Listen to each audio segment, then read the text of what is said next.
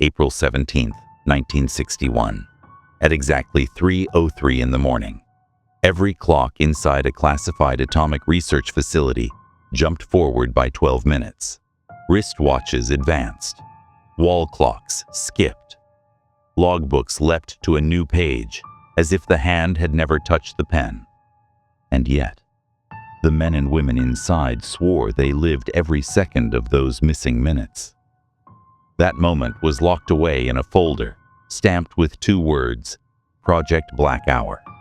The facility was buried in desert stone, 200 miles from the nearest town. Officially, it existed to test electromagnetic shielding against nuclear fallout. The Cold War demanded it. What if the sky itself burned?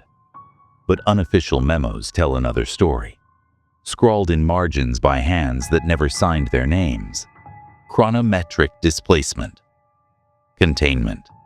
Not shielding. Correction of time drift. This was not about radiation. It was about bending time into something useful. At 3:03 a.m., the experiment began. Every timepiece advanced exactly 12 minutes. Guards on the surface swore nothing happened. No alarms, no flickering lights, no tremors in the desert soil. But those inside remembered. It didn't feel like lost time, wrote Dr. Carl Halverson, one of the lead researchers. It felt like stretched time. Seconds pulled like wires until they screamed. My own voice spoke before I thought it. My shadow walked ahead of me. Security footage shows static for 12 minutes.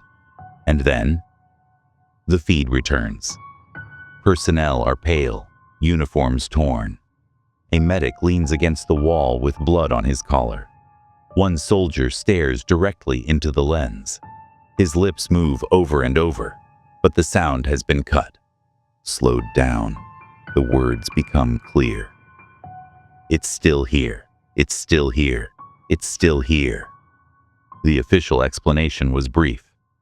Power surge, clocks disrupted. But requisitions filed the same day tell the truth. 47 sedative doses, 19 body bags, 24 replacement clocks. Within 48 hours, an entire corridor was sealed with concrete. Across the wall, spray paint in jagged red letters. Black Hour, do not reopen. The survivors called it the stretch. Some swore they saw their own faces standing just behind them. Others claimed they heard themselves screaming seconds before their mouths opened. Halverson's diary, recovered years later, is filled with frantic, uneven handwriting. Every night I live those 12 minutes again. The clocks lie. They say it's gone, but it isn't. Time is waiting, waiting for us to come back. Another entry. I saw Jensen vanish. He was still in the room, but thinner, like paper folded wrong.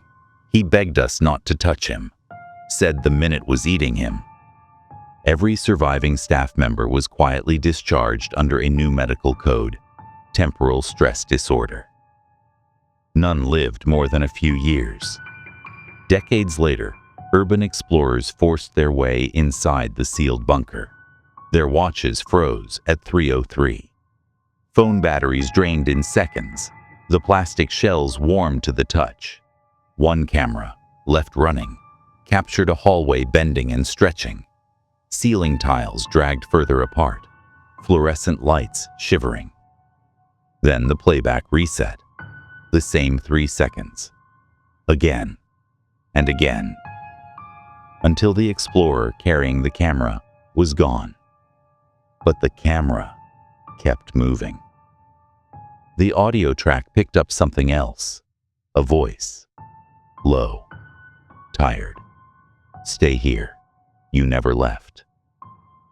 Halverson's final diary entry was hidden in an envelope marked unfit for file. The paper is buckled, darkened by some stain, but the words remain. Those minutes are alive. They learned us. They carry our faces. We didn't lose time. We created something inside it. and it still wants more. Historians call it a glitch in early electronics. Physicists call it chronometric dilation, an experiment that stretched seconds until they snapped.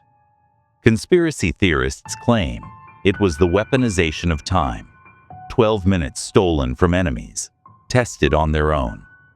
But there is a darker theory. Those minutes weren't erased. They were given away to something that still holds them. A final memo was recovered, stamped TOPSECRET in fading red ink. Do not attempt re-entry at 3:03. This is containment, not malfunction. Black hour remains active. So if you ever find yourself awake at 3:03 in the morning, listen closely. If the second hand on your clock stutters, if your own breath feels delayed, if you hear your voice arrive a second too early, those 12 minutes may be waiting for you, and once you enter them, you will never leave. This was Project Black Hour, the 12 minutes that disappeared, but never truly ended.